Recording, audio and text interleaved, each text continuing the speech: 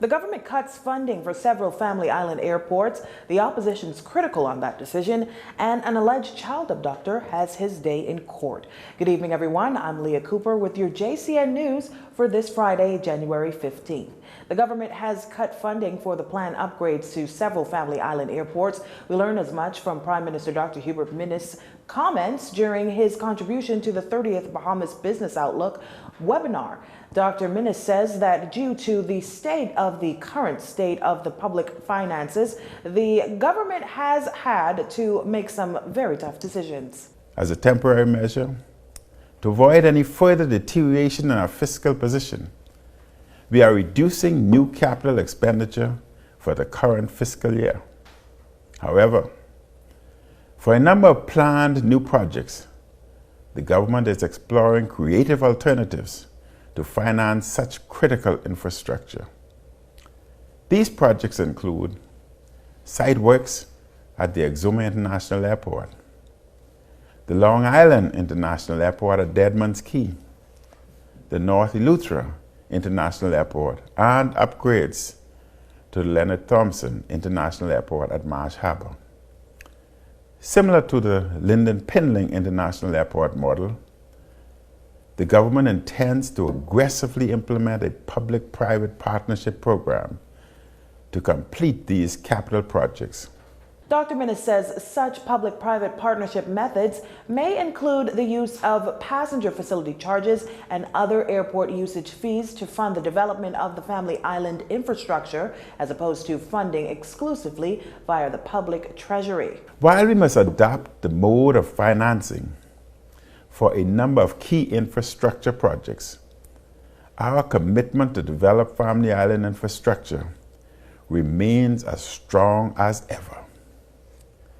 Such significant investment in airport infrastructure will support increased airlift to our family islands as tourism rebounds.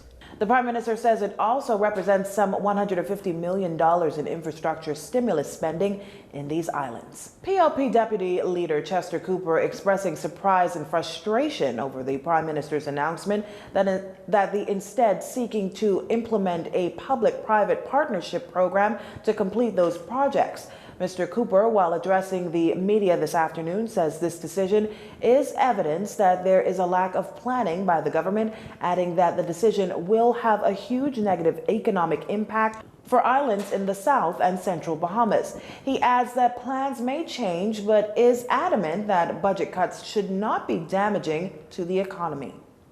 We know that during these difficult times, some cuts may be necessary, but cuts must be targeted and wise. It must be designed to reduce waste and increase efficiencies. Taxes and cuts in capital expenditure. Cuts in capital expenditure only serve to strangle the economy, especially when it comes to critical infrastructure like the airport at Exuma and North Eleuthera in particular. In relation to the airport at Exuma, Mr. Cooper's reminding the government that plans and funding were left in place by the former Christie administration, with groundbreaking being the next step. The PLP deputy leader says many of the economic woes the country faces is a direct result of the decisions made by the government. Asked what he meant when he said the Prime Minister should be truthful about the state of public finances and future plans for the nation, he responded with this. The Minister of Finance simply doesn't know what he's doing. He doesn't have a plan, and he doesn't have the skill sets for the job. We are in a deep economic crisis, and we fully expect that the government will not be managing from the seat of their pants with ad hoc plans, saying one thing today and another thing tomorrow. It does not inspire confidence. The lack of a plan is obvious, and the lack of a strategy is blatantly obvious. The Prime Minister says the cuts in capital expenditure is a temporary measure to avoid any further deterioration in the country's fiscal position.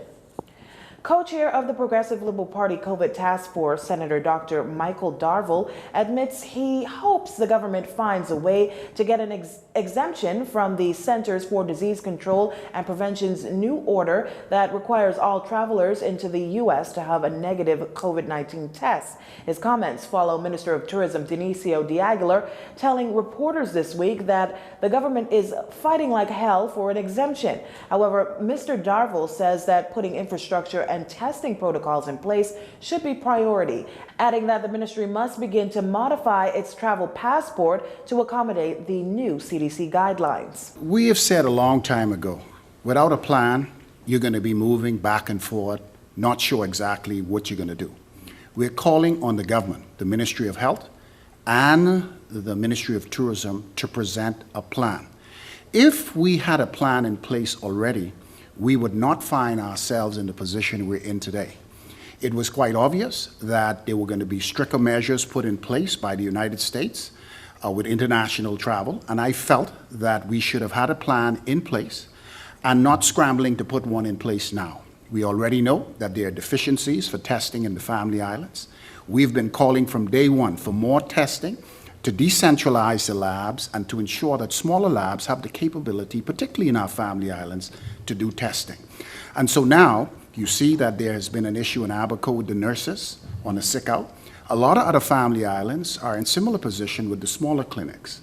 They do not have the capacity, to my understanding, at this particular time. And that's clear because many tourists who were in those islands tried to get the necessary testing and weren't able to do so. Asked if he thinks the government was caught with their pants down in this regard, Dr. Darville says this. Well, there's no question about it. We were unprepared. Just look at the amount of individuals who went and were not tested. That's a clear indication that protocols are in place and the execution of the protocols are inadequate on the ground in order to accomplish it.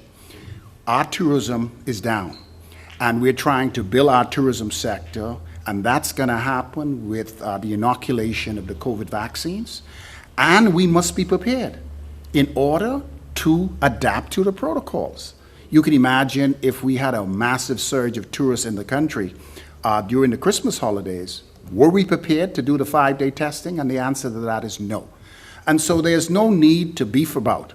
Admit that you're wrong, fix it, and ensure that if the government is unable to do it, get the private sector involved so it can be done. Now, health officials recently indicated that since November, roughly 26,000 antigen tests came back negative. However, Ministry of Health Senior House Officer Dr. Sharita Moxie said that 21,000 people, or roughly 46% of individuals, were supposed to have taken the rapid antigen test but did not.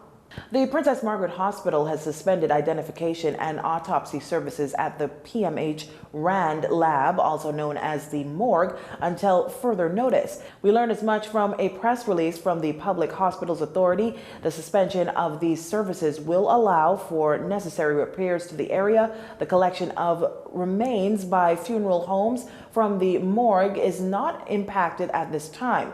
The hospital management would like to thank the public for its understanding and will provide an update with respect to the services at the morgue moving forward. You're watching JCN News. Stay with us.